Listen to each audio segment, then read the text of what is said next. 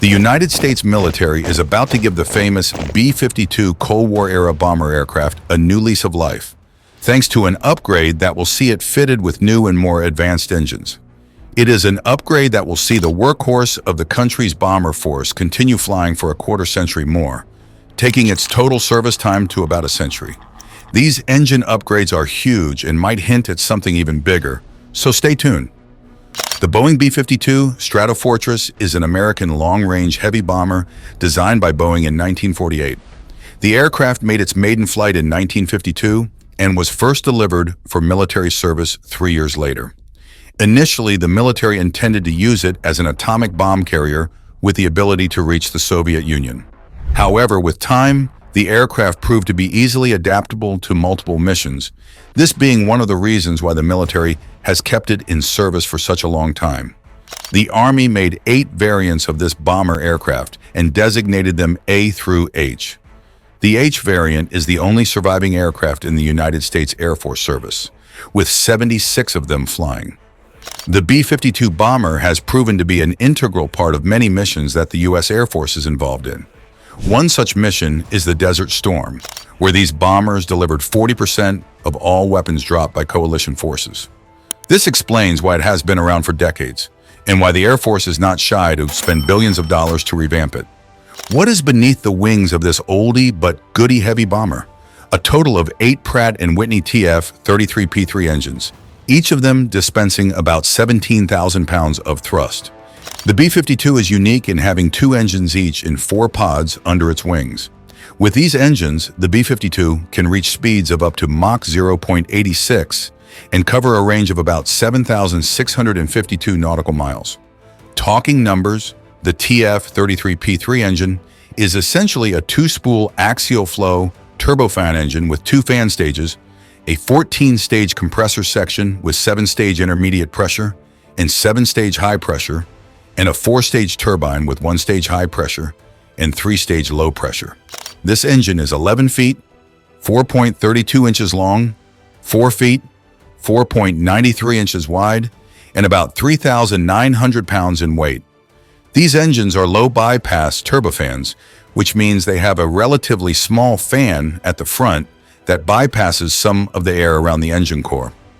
Talks about re-engineering the B-52 started as early as 1997. There were at least 7 studies that aimed to determine the best option between maintaining the B-52 with the same engines and re-engineering them. The conclusions of these studies were similar. The option of newer engines was more viable. Over time, technology and innovation has seen the development of newer engines that offer significant fuel savings. Also, engine thrust capability has grown significantly, meaning that it is possible to replace each pair of engines on the B-52 with a single larger turbofan with the same or more thrust. The military also identified another problem with the TF-33 engines. Over time, the cost of repair and maintenance of these engines was increasing at a big rate. This also added to the reasons supporting the need for a change. Another factor that has pushed the U.S. military to re-engine this heavy bomber is the operational benefits that will come with this move. These benefits include access to shorter runways, increased takeoff weights at high ambient temperatures, ability to fly a longer range, and more endurance. In terms of fuel, re-engineering the B-52 could see fuel savings in the regions of 15 to 20%, with a potential increase to 38% for missions when tanker fuel is also a factor. This move is also expected to see unrefueled mission radius increase by about 45%. Confirming the need for re-engineering the bomber, Robert Gass, Boeing's strategic development and investment manager, said, "Pratt and Whitney made a great engine that has served the B-52 very well, but it is approaching the end of its life, and we have to act now in order to keep the B-52 viable." After it was clear that the B-52 needed to be re-engined, the Air Force invited proposals from interested firms. From the start, it was clear that this was a 3-way contest between GE Aviation, Pratt and Whitney, and Rolls Royce. In the end, the Air Force awarded Rolls Royce of North America a contract worth $2.6 billion to produce 608 jet engines to replace the aging Pratt and Whitney's TF-33s, in a program known as the B-52 Commercial Engine Replacement Program. Speaking about the win, Craig McVeigh, Rolls Royce's Senior Vice President, Strategic Campaign, said, "This is a major win for Rolls Royce. We've been planning and preparing for this outcome and are ready to hit the ground running to prove that we are the best choice for the Air Force in the B-52. The new engine is known as the F130, a derivative of the Rolls-Royce BR family of commercial engines. It is an already tested and proven engine in military circles, having been used to power the C-37 and E-11 BACN. The engine produces 17,000-pound force thrust. Rolls-Royce has hailed the engine for its 30% greater fuel efficiency, improved range, better field performance, especially in areas with few U.S. bases, greater reliability, and reduced tanker aircraft requirements. The Air Force expects that the first two re-engined B-52H aircraft will be delivered by the end of 2025, opening a new chapter of ground and flight testing. The re-engining process is also expected to go concurrently with an upgrade to the aircraft's subsystems to ensure that it stays up to date for the next 25 years. Focus areas will include electrical power generation, new engine pod structure, pneumatics, digital engine controls, and new cockpit displays. It is also important to note that Rolls-Royce said that once the new F-130 engines are installed, they will be able to stay on wing throughout the planned duration of the bomber's lifetime. This could mean that the Air Force could save a great ton of time and money that could have been spent dropping the core for regular maintenance for the intended life of the aircraft.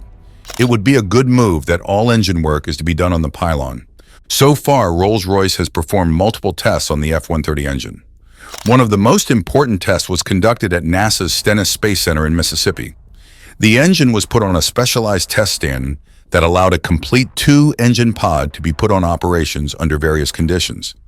The team of engineers used a giant wind fan to test the engine in simulated crosswinds, reaching up to 50 knots from different directions. The team also used a platform on a scissor lift in front of the engine to simulate operations at diverse altitudes above a runway. Rolls-Royce stated that it is happy with the results it has gotten from the test so far. The F-130 program manager Scott Ames said, "The test data we have gotten back has been in line with what our models predicted. It has proven that we've got it right." However, the re-engining process of the B-52 has not been a straightforward decision. Initially, there were considerations of reducing the number of engines from 8 to 4. You might ask, why did this fail to happen? You see, although 4 engines might be doable, especially considering the significant improvement in performance over the years, it would mean more modifications to the heavy bomber. With more modifications comes increased costs. The B-52 was designed with 8 engines in mind, and these engines are twin-mounted on the pylons. If this number was to be reduced to 2 on each side, it would mean that the wings would also need to be modified, with a likelihood to also modify the tail. Not to mention every test that would need to be performed due to the need to rewrite the manuals.